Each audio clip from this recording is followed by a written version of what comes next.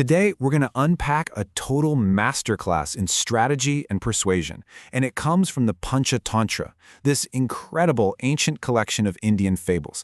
Now, don't let the talking animals fool you. This is basically a timeless playbook for how to turn a total crisis into your own personal victory.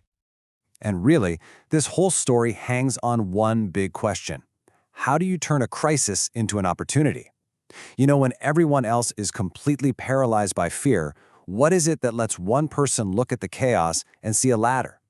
Keep that question in your head because we're about to see exactly how it's done.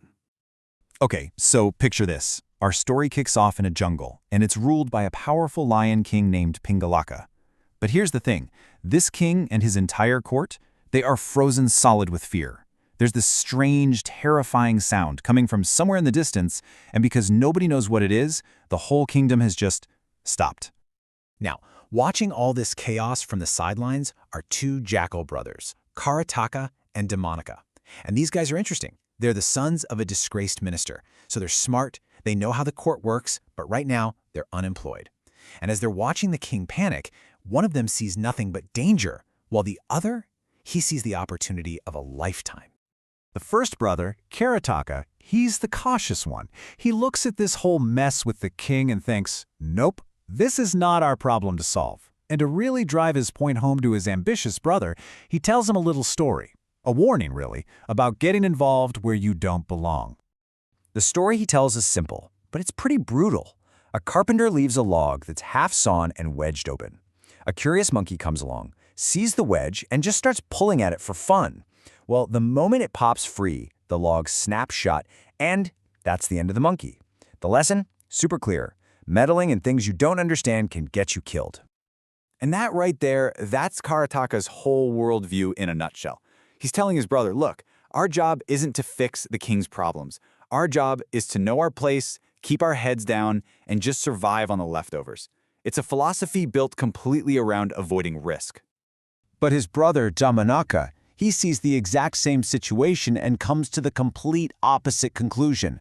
Where Karataka sees all this danger, Damanaka sees a one-of-a-kind opportunity. He absolutely refuses to believe their destiny is just to live off scraps.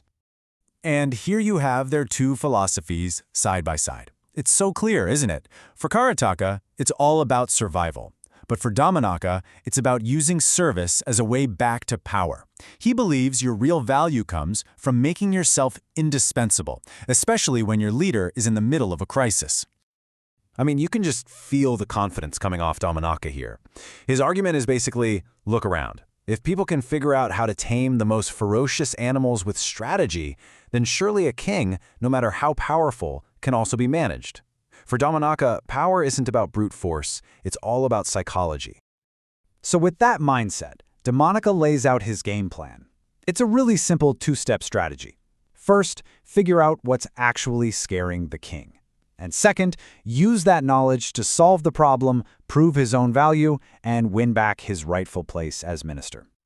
And this is where it gets really good. Before he even makes a move, Damanaka actually outlines his entire strategy. This isn't some rash, impulsive decision. No, this is a calculated gambit, and what we're about to see is his personal playbook for influencing a powerful leader.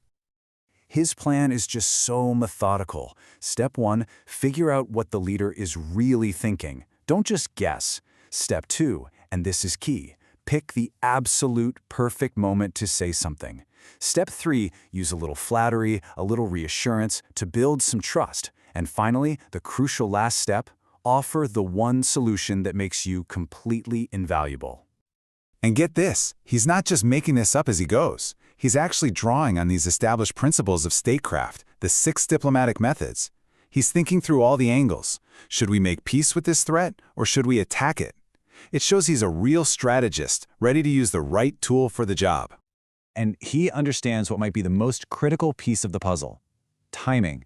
He says that even Brihaspati, who's basically the mythical advisor to the gods, would get shut down if he spoke at the wrong moment. The best advice in the world is totally useless if the person you're talking to isn't ready to hear it.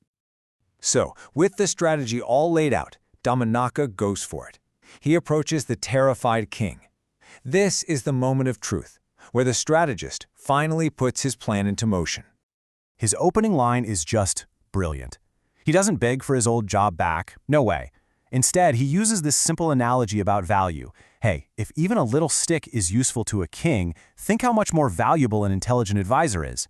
He immediately frames himself not as some desperate job seeker, but as an indispensable asset.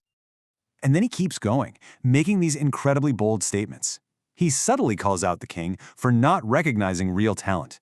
He argues that where you come from doesn't determine your worth. And most importantly, he reminds the king that leadership is a two-way street. A great king needs great advisors just as much as they need him.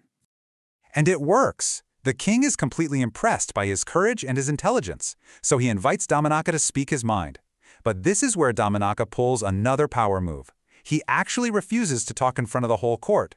He insists on a private audience, which instantly makes whatever he's about to say seem way more important.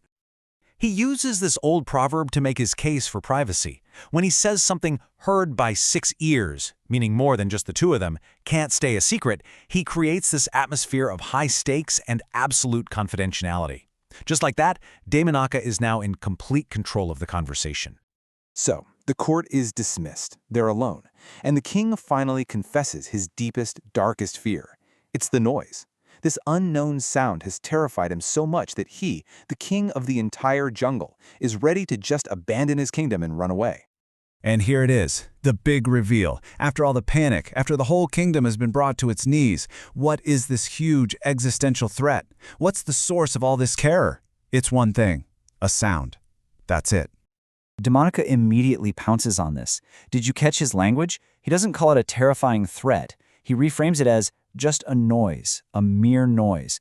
In one single sentence, he shrinks this massive monster in the king's head down to something simple, something manageable. And then he brings it all home with one last perfect piece of wisdom.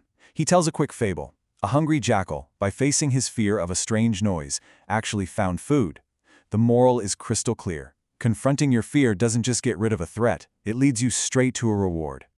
And that brings us right back to the beginning, doesn't it? For the king, fear created a crisis that made him want to run. But for Damanaka, that exact same fear created an opportunity. His strategy let him reframe the problem, manage his leader, and grab a path right back to power. Which leaves us with one last thought. When you're the one facing the unknown, which will you choose to follow? Fear or strategy?